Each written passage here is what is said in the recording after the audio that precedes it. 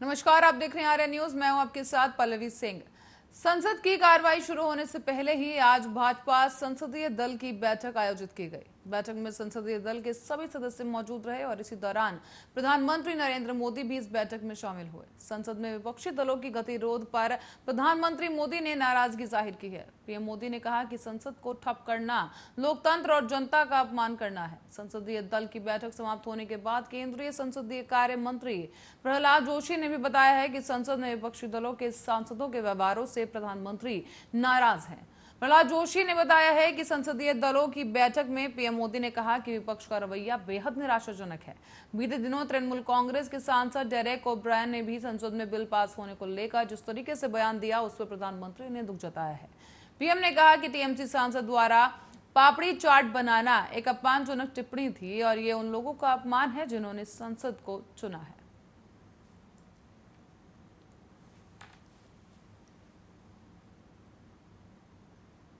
और सुहेल देव, भारतीय समाजवादी पार्टी के अध्यक्ष और पूर्व मंत्री ओम प्रकाश राजभर ने मंगलवार सुबह भाजपा के प्रदेश अध्यक्ष स्वतंत्र देव सिंह से मुलाकात की। उनके साथ भाजपा प्रदेश के उपाध्यक्ष दयाशंकर सिंह भी मौजूद रहे। चर्चा की इससे पहले 2 दिन पहले भी राजभर ने दिल्ली के गृह मंत्री अमित शाह से मुलाकात की थी। इसके बाद उनकी मुलाकात स्वतंत्र देव सिंह से हुई। हालांकि ओम प्रकाश राजभर इस मुलाकात को शिष्टाचार भेंट बता रहे हैं, लेकिन माना यह जा रहा है कि स्वतंत्र देव सिंह से हुई मुलाकात के पीछे ओम प्रकाश का सियासी एजेंडा है। सूत्रों की माने तो भाजपा द्वारा पिछड़े और अति पिछड़ों को अपने पाले में खींचने की रणनीति के तहत ओम प्रकाश राजभर को फिर से एक बार अपने पाले में लाने की कोशिश शुरू हो गई है। करीब 1 घंटे तक चली इस मुलाकात से यूपी की राजनीति में हलचल मच गई है। दरअसल ओम प्रकाश राजभर प्रदेश में ओवैसी की पार्टी के साथ मिलकर भागीदारी संकल्प मोर्चा बनाकर काम कर रहे हैं। ऐसे में राजभर भाजपा की राज्य और केंद्र सरकार पर जमकर बयानबाजी करते हुए भी नजर आए। लेकिन बीजेपी प्रदेश अध्यक्ष से मुलाकात के बाद फिर से एक बार कयास लगाने शुरू हो गए हैं। बीते दिनों उन्होंने ये भी कहा था कि भागीदारी संकल्प मोर्चा आगामी विधानसभा चुनाव में 403 सीटों पर चुनाव लड़ेगा। उन्होंने प्रदेश में सरकार बनाने का दावा भी किया था। मुख्यमंत्री पद के लिए मोर्चा की ओर से चेहरा कौन होगा, इस सवाल पर राजभर ने कहा था कि मोर्चा एक चुनाव, 5 साल सरकार और 5 मुख्यमंत्री के फॉर्मूले पर चलेगा। मोर्चा 5 साल में 5 जाति मुख्यमंत्री बनाएगा और इसके अलावा हर साल हर 4 उप मुख्यमंत्री भी बनाए जाएंगे।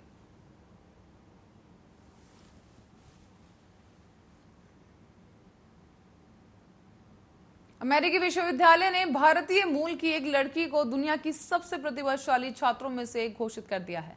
11 साल की भारतीय मूल की अमेरिकी छात्रा नताशा पेरी न्यू जर्सी के थेल्मा से वहां पर थी और इसी के साथ ही एसीटी मानकीकृत परीक्षाओं में असाधारण प्रदर्शन के लिए छात्रा को सम्मानित किया गया है। दोनों परीक्षाओं में नताशा पेरी ने उल्लेखनीय प्रदर्शन किया है। एक बयान में सोमवार को बताया गया है कि युवा प्रतिभा केंद्र के तहत एसएटी और एसीटी या फिर किसी तरह के मूल्यांकन में उनके असाधारण प्रदर्शन के सम्मान के लिए उन्हें 84 देशों में 19,000 विद्यार्थियों में से वो एक थी और जो कि 2020-21 प्रतिभा खोज वर्ष में सीटीवीआई में शामिल हुई थी।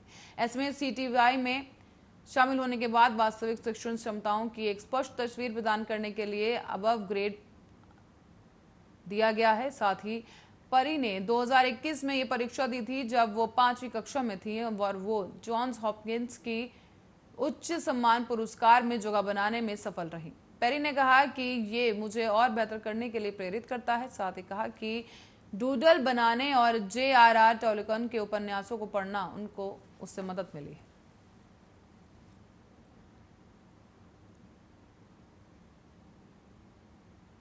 और स्कूटर की लॉन्चिंग की तारीख से लेकर आखिरकार पर्दा उठ ही गया है। ओला के सीईओ भावेश अग्रवाल ने मंगलवार को भारतीय बाजार में कंपनी के बहुप्रतीक्षित इलेक्ट्रिक स्कूटर के लॉन्च की तारीख का ऐलान कर दिया है। ओला इलेक्ट्रिक स्कूटर 15 अगस्त से अपनी आधिकारिक शुरुआत करेगा और इसी दिन ओला के पहले इलेक्ट्रिक स्कूटर की कीमत का खुलासा होने की संभावना है। इलेक्ट्रिक स्कूटर के लिए बुकिंग जुलाई के आखिर में शुरू कर दी गई है और इसी के साथ ही कैब एग्रीगेटर से इलेक्ट्रिकल व्हीकल निर्माता बनी हुई कंपनी का दावा है कि इसे जबरदस्त प्रतिक्रिया मिली है।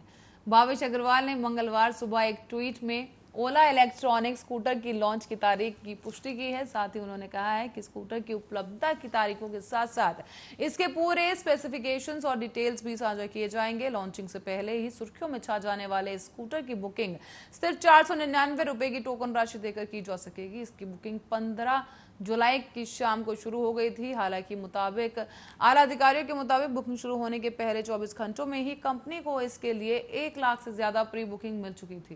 कंपनी का यह कहना है कि बुकिंग राशि पूरी तरह से रिफंडेबल है। यदि ग्राहक अगर बाद में अपनी बुकिंग कैंसिल करना चाहें तो उसके पूरे पैसे वापस कर दिए जाएंगे। ऐसी अटकलें लगाई जा रही हैं कि ओला इलेक्ट्रॉनिक स्कूटर की कीमत 1 लाख रुपए से कम हो सकती है और राज्यों से मिलने वाली सब्सिडी इसे और भी ज्यादा किफायती बना सकती है।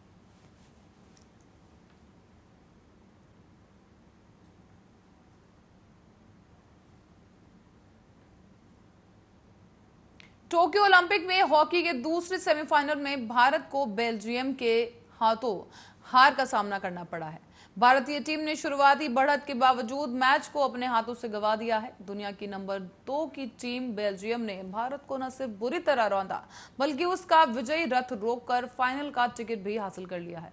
विश्व चैंपियन बेल्जियम ने आक्रामक खेल के आगे भारतीय डिफेंस नहीं टिक पाई और 2-5 से हार गई। हालांकि भारतीय पुरुष टीम के पास अभी कांस्य पदक जीतने का मौका बाकी है, तो वहीं भारतीय पुरुष हॉकी टीम ने भले ही अपने अधिकतर मुकाबलों में जोरदार प्रदर्शन किया, लेकिन सेमीफाइनल के अहम मैच में भारतीय टीम का डिफेंस एकदम बिखरा हुआ नजर आया। इसका फायदा उठाते हुए दुनिया की दूसरे नंबर की टीम बेल्जियम ने लगातार गोल दागे, जिसके चलते भारत को हार का सामना करना पड़ा है। बता दें कि पहले हाफ में भारत ने एक समय पर 2-1 से बढ़त बना रखी थी, लेकिन उसके बावजूद टीम लगातार गलतियां करती गई और ऐसे में बेल्जियम को पेनल्टी मिलती रही, जिसके बाद गोल में तब्दील हो गई और भारत के खाते में कई पेनल्टी कॉर्नर आए, लेकिन भारतीय खिलाड़ी गोल करने में असफल रहे।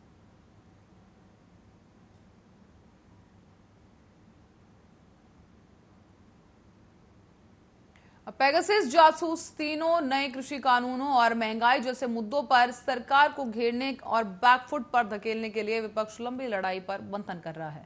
सरकार की मुश्किल बढ़ाने के लिए विपक्षी दल के नेता सदन के बाहर समांतर संसद चलाने की रणनीति बना रहे हैं। इसके लिए वो भी राहुल गांधी द्वारा आयोजित चाय नाश्ते की बैठक में भाग ले रहे हैं। तो वहीं बैठक कॉन्स्टिट्यूशन क्लब में की गई थी। उसके साथ ही आम आदमी पार्टी और बसपा का कोई नेता इस बैठक में नहीं पहुंचा। टीएमसी सूत्र ने कहा है कि किसान आंदोलन में विपक्ष हर कोशिश को कर हर दाव आजमाना चाहता है। सरकार दबाव में आए और अगर प्रमुख विपक्षी दल समांतर संसद चलाने के प्रस्ताव पर सहमति देते हैं तो इससे न सिर्फ मुद्दे को राष्ट्रव्यापी प्रचार मिलेगा, बल्कि इस मुद्दे पर अपनी हठ धर्मिता के कारण सरकार बैकफुट पर होगी। ऐसे में टीएमसी के इस प्रस्ताव पर राहुल गांधी ने बैठक तो बुलाई, लेकिन कांग्रेस को इससे सेल्फ गोल का भी डर सता रहा है। यही कारण है कि कांग्रेस ने इस मुद्दे पर अपनी राय स्पष्ट नहीं की है। पार्टी को लगता है कि समांतर संसद चलाने के फैसले के कारण पार्टी आलोचनाओं का शिकार भी हो सकती है। पेगासस जासूसी मामले में सरकार और विपक्ष के बीच का रास्ता निकालने की कोई उम्मीद नहीं है। ऐसे में कार्य मंत्रणा समिति की पिछली 2 बैठकों में सरकार ने साफ कर दिया है कि वो पेगासस मामले में किसी भी तरह का चर्चा नहीं करेगी। इसी बीच दूसरी ओर विपक्ष सदन की कार्रवाई चलाने के हर हाल पर पेगासस पर चर्चा के साथ इस मामले में सरकार की ओर से जांच की घोषणा करने की शर्त से पीछे हटने के लिए तैयार नहीं।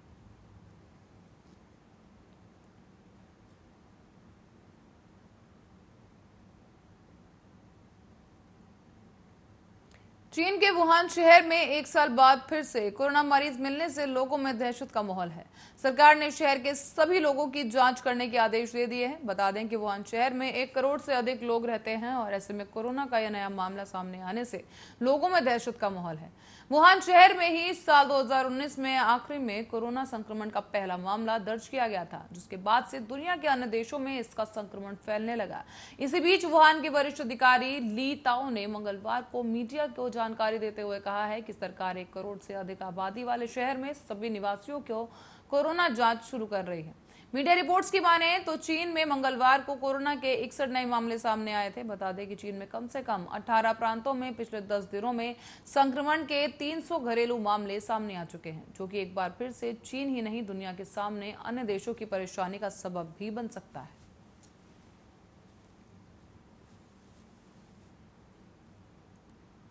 जम्मू संभाग में कठुआ जिले के बसोहली के पुरथू के नजदीक भारतीय सेना का एक चॉपर क्रैश हो गया है। बचाव कार्य के लिए टीमें घटनास्थल के लिए रवाना हो गई हैं और यहां पंजाब हिमाचल बॉर्डर है, लेकिन जहां चॉपर दुर्घटनाग्रस्त हुआ है वहां क्षेत्र कठुआ जिले में आता है और यही रंजीत सागर झील इलाके में सेना की ओर से प्रशिक्षण कार्यक्रम भी चलाया जाता है।